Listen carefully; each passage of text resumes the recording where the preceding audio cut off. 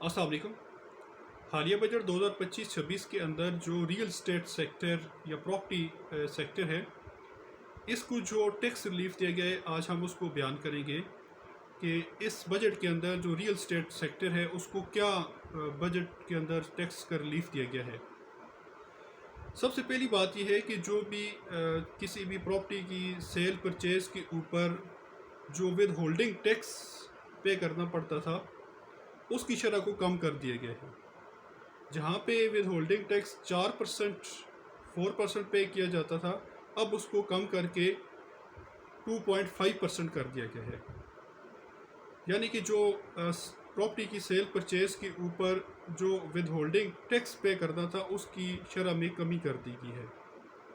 دوسری جو چیز ہے کہ جو کمرشل پلاٹس تھے، ان کی سیل پرچیز کے اوپر 7% فیڈرل ایکسائز ڈیوٹی عائد کی گئی ہوئی تھی کہ 7% آپ نے فیڈرل ایکسائز ڈیوٹی پے کر دی ہے جو کمرشل پلاٹس کی سیل پرچیز ہے۔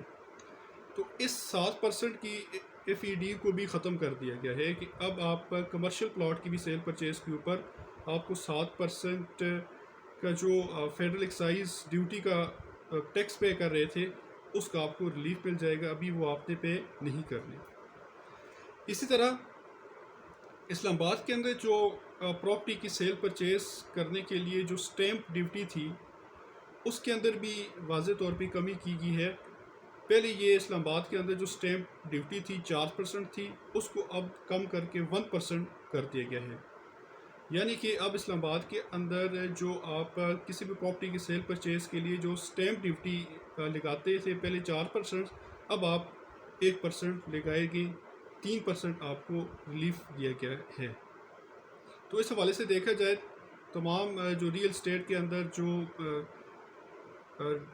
ڈومیسٹک یا اپنے گھروں کی تعمیر کے لیے یا اس طرح کی جائیداد کی خرید و فروخت کے لیے جو لوگ کام کر رہے تھے، ان کو بھی ٹیکس ریلیف دیا گیا ہے۔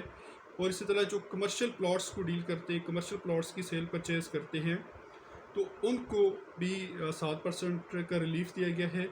اور اس کے ساتھ جو اسلام آباد کے اندر جو پراپرٹی کی سیل پرچیز کے اوپر جو سٹیمپ ڈیوٹی تھی، اس کے اندر بھی کمی لائی گئی ہے۔